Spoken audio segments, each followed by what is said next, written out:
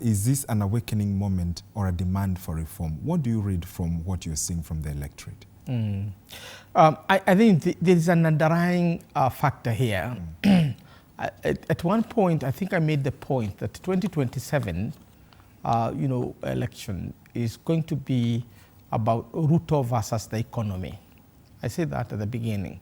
To be Ruto versus the economy. The 2022? The 2027 August 10 election will be Ruto versus the economy. And therefore the economy doesn't seem to be doing well, and therefore there's a lot of disillusionment across the board. The deals that are going on, whether it's a Adani deal on Ketraco, Adani deals on the airport, other deals and so on, the tendering processes which have been brought to the fore, if you read the papers today, all these things are compounding this general disillusionment. And therefore, I think it is not whether it's Kidiki or it's Gachagua or it's whoever, the environment itself is the one that has produced. Professor Macharia Munene, when he was teaching us in class, would tell us from time to time that there are two approaches to history, that they are makers of history, individuals who make history, but sometimes individuals are produced by circumstances. Hitler did not rise in Germany because he was the best. He rose because of the circumstances the Germans found themselves after the First World War. And in the Kenyan situation, the future of the country will be determined largely by the circumstances we find ourselves in and the deepening disillusionment that we are experiencing. So that's the first point to make.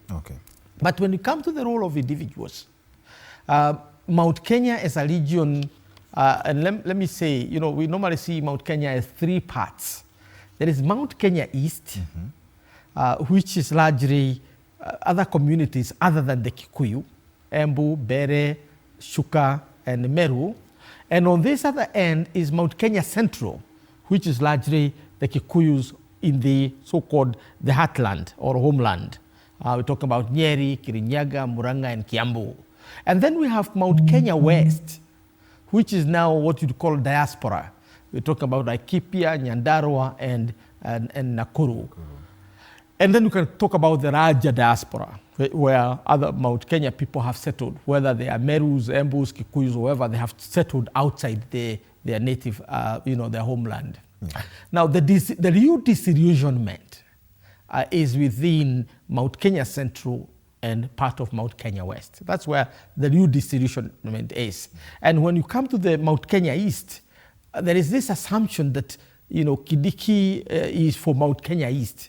That is simply an extension, because the Embus, if you look at the way they voted and the way things have gone, the Embus are more or less sympathizing with the Mount Kenya Central.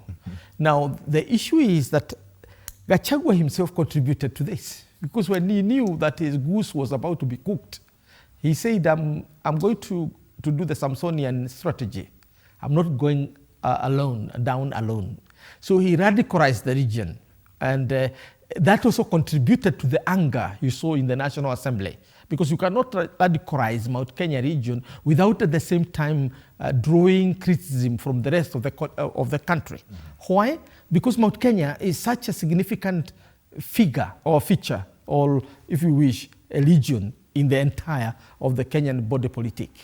So as such, then, he radicalized the region. When he was impeached in Senate, you can tell, instead of people going home to think about what has happened and reflect on it, they poured into all entertainment places and songs you've never heard, which possibly were sung in 1948 to 1952. The very radicalized songs are the ones that, Kamaro was reborn, but not in his romantic music, but the ones of resistance. So that's what you find now. And the rest of Kenya, obviously, are watching the region, which has become radicalized. And some are saying, are we going back to 2007, 2008, where we had 41 against 1? No. You can only be 41 against 1 if there is a Kikuyu candidate. Okay. Now look at the new discovery or rediscovery of Uhuru Kenyatta. His birthday was like the usual birthday of Queen Elizabeth or other British monarch. That's how it was in Mount Kenya region.